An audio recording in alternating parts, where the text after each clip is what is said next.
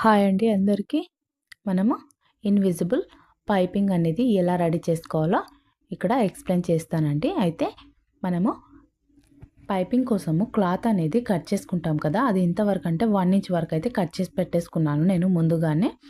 1 inch వెడల్పుతో మనం piping cloth అనేది కట్ చేసుకొని ఈ విధంగా చిన్న చిన్న ముక్కలు అనేటివి జాయింట్ అయితే చేసేసుకోండి. అయితే నాకు పెద్దగా పీస్ అనేది లేదు కాబట్టి చిన్న చిన్న పీసెస్తో జాయింట్ అయితే చేసేసాను. జాయింట్ చేసుకున్న తర్వాత ఇక్కడ మనం థ్రెడ్ ఉంటుంది కదండి, థ్రెడ్ని మధ్యలో పెట్టేసి ఇలా కుట్టు వేసుకుంటే సరిపోతుందండి. ఈ కుట్టు అనేది ఎగ్జాక్ట్గా మనకి దారం పక్కనే పడే విధంగా రావాలి.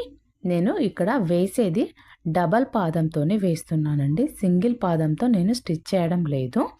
ఇది కొద్దిగా రిస్క్ ఉంటుందండి. కుట్టు వేసేటప్పుడు మనకి దారం పైన పడే ఛాన్స్ ఉంటుంది, అంటే పైపింగ్ థ్రెడ్ పైన కుట్ట అనేది పడే ఛాన్స్ ఉంటుంది. కొద్దిగా చూసుకొని అడ్జస్ట్ చేసుకుంటూ ఈ విధంగా నీట్గా కుట్ట అనేది వేసుకుంటే సరిపోతుందండి. అయితే ఇక్కడ కుట్టుకునేటప్పుడు క్లాత్ని కొద్దిగా ఇగ్గి పట్టాలండి, అంటే ఇలా లాగాలి. కొద్దిగా లాగి స్టిచ్ చేసామనుకోండి పైపింగ్ అనేది నీట్గా వస్తుంది.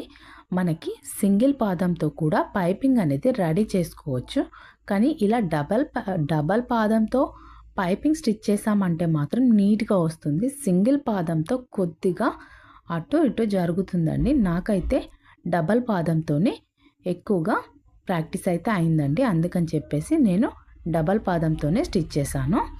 ఇలా స్టిచ్ చేసిన తర్వాత పక్కకి క్లాత్ అనేది ఒక 1/2 ఇంచు వెడల్పుతో, అంటే మనం ఒక కుట్టు వేస్తాం కదా, కుట్టు మనం ఎంతవరకు వేయాలనుకుంటున్నామో అంతవరకు క్లాత్ అనేది వదిలేసుకొని ఎక్స్ట్రాగా ఉన్న క్లాత్ అయితే కట్ చేసేసేయండి. ఈ వీడియో కనుక నచ్చినట్టయితే లైక్ చేయండి, సబ్స్క్రైబ్ చేసుకోండి. Thank you.